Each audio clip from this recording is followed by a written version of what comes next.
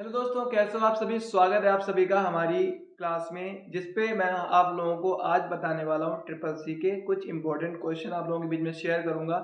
अगर आपका भी लगा है ट्रिपल सी का एग्जाम तो इस वीडियो को स्किप ना करें, सारे के सारे क्वेश्चंस को नोट डाउन करें और आंसर देने की कोशिश करें। अगर कोई क्लास वाला स्टूडेंट मेरा ये वीडियो देख रहा है जो कि टैली की क्लास को रीड कर रहा है, तो वो अगर इनको नोट करना चाहता है तो वो फंडामेंटल क्लास में ही नोट करे, टैली में इनको नोट ना करें। तो आज हम ट्रिपल सी के इंपॉर्टेंट क्वेश्चंस को आप लोगों के बीच में शेयर करेंगे, आपसे क्वेश्चंस करेंगे। अगर आपको रिप्लाई आता है, आपको पता है, तो आप आंसर दें लाइव कमेंट में आंसर देने से एक आराम रहती है कि अगर हम वीडियो को बाद में भी देखते हैं तो आपका कमेंट उसी टाइम में वहां पर प्रेजेंट होता है जिस टाइम वो क्वेश्चन चल रहा होता है। तो लाइव कमेंट पे रिप्लाई करें, आप कमेंट पे रिप्लाई ना करें, ठीक है। ओके, तो फाइनली स्टार्ट कर लेते हैं आज की क्लास। तो दोस्तों, आप सभी को मैं बता दूं कि शाम की क्लास में मैं क्या बताने वाला हूं। शाम की क्लास में मैं आज टैली की फुल डिस्प्ले को डिफाइन करने वाला हूं। क्लास को मिस मत कीजिएगा, आज अगर मिस कर देंगे तो बहुत सी चीज़ों को आप खा जाएंगे, बहुत सी चीज़ों को आप खो देंगे, क्योंकि टैली की डिस्प्ले डिफाइन करने वाला हूँ, सबसे ज़्यादा इंपॉर्टेंट चीज़ है। तो आज की क्लास को हम पहले शुरू कर लेते हैं। हमारा पहला क्वेश्चन है, ईथरनेट में कौन सी टोपोलॉजी का प्रयोग किया जाता है। ईथरनेट में कौन सी टोपोलॉजी का प्रयोग किया जाता है, ठीक है। तो इसका आंसर आप बताइए, ईथरनेट में कौन सी टोपोलॉजी का प्रयोग किया जाता है। समय आपको हर एक क्वेश्चन में 5 सेकंड का मिलता है, तो समय आपका स्टार्ट है।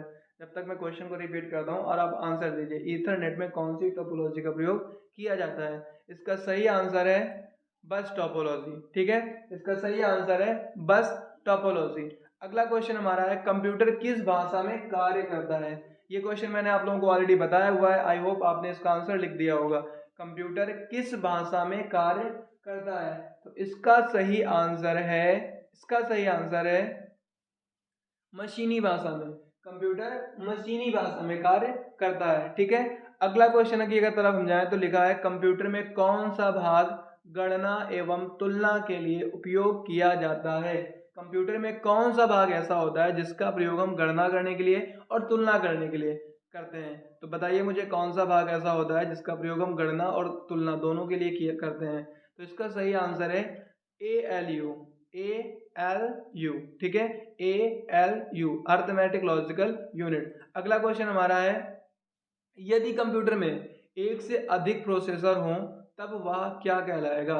यदि कंप्यूटर में एक से अधिक प्रोसेसर हों तो वह क्या कहलाएगा। तो इसका दोस्तों सही आंसर है, आप बताइए, क्योंकि आपको से क्वेश्चन पूछा गया है, यदि कंप्यूटर में एक से अधिक प्रोसेसर हो तब क्या कहलाएगा। तो इसका सही आंसर है मल्टी प्रोसेसर, ठीक है, या मल्टी प्रोसेस कह सकते हैं इसको। अगला क्वेश्चन हमारा, विशिष्ट इनपुट अथवा आउटपुट डिवाइस विशिष्ट इनपुट अथवा आउटपुट डिवाइस को शेष कंप्यूटर प्रणाली के साथ कम्युनिकेट करने की अनुमति प्रदान करने हेतु डिजाइन किए गए स्पेशलाइज्ड प्रोग्रामों को क्या कहा जाता है। एक बार फिर से रिपीट कर लेते हैं, विशिष्ट इनपुट अथवा आउटपुट डिवाइस को शेष कंप्यूटर प्रणाली के साथ कम्युनिकेट करने की अनुमति प्रदान करने हेतु डिजाइन किए गए स्पेशलाइज्ड प्रोग्राम को क्या कहा जाता है। कुल मिलाकर कंप्यूटर से में जब भी हम काम करते हैं तो जिन डिवाइसों का हम प्रयोग करते हैं वो आपस में कैसे कम्युनिकेट करती हैं, और ये जो कम्युनिकेशन क्रिएट करने के लिए जिन सॉफ्टवेयर्स का प्रयोग किया गया है उनके बारे में आपसे पूछा जा रहा है। फॉर एग्जांपल, कीबोर्ड और माउस का प्रयोग हम इनपुट देने के लिए कर रहे हैं, और जो इनमें हम इनपुट दे रहे हैं वही डिस्प्ले में हमें शो अप कर रहा है। तो ये इनपुट डिवाइस और आउटपुट डिवाइस के बीच में जो कम्युनिकेशन हो रहा है, इनके लिए जिन प्रोग्राम्स का प्रयोग किया जा रहा है उनके बारे में आपसे पूछा जा रहा है। तो इसका सही आंसर है ऑपरेटिंग सिस्टम को ऑपरेट करने के लिए इसका प्रयोग करते हैं उसको हम सिस्टम ऑपरेटिंग सिस्टम बोलते हैं। तो यही आपका इसका आंसर होगा, ऑपरेटिंग सिस्टम। अगला क्वेश्चन हमारा है, वेबसाइट को देखने के लिए प्रयुक्त किए जाने वाले प्रोग्राम को क्या कहा कहते हैं। वेबसाइट्स को देखने के लिए प्रयुक्त किए जाने वाले प्रोग्राम्स को क्या कहते हैं। आई होप इसका आंसर आपने देख ही लिया होगा। मैं आपको बता दूं, इंटरनेट चलाने के लिए जिन जिन सॉफ्टवेयर्स का हम प्रयोग करते हैं उनको हम ब्राउज़र कहते हैं, बस वही आंसर इसका था।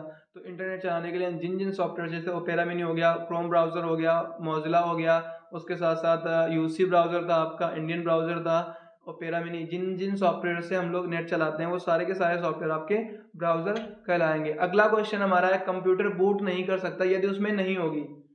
कंप्यूटर बूट नहीं कर सकता यदि उसमें नहीं होगी। दोस्तों, आप लोगों को पता होगा, मैंने आपको विंडो डालना बताया था, और विंडो डालने के लिए हमने बूट की का प्रयोग किया हुआ था।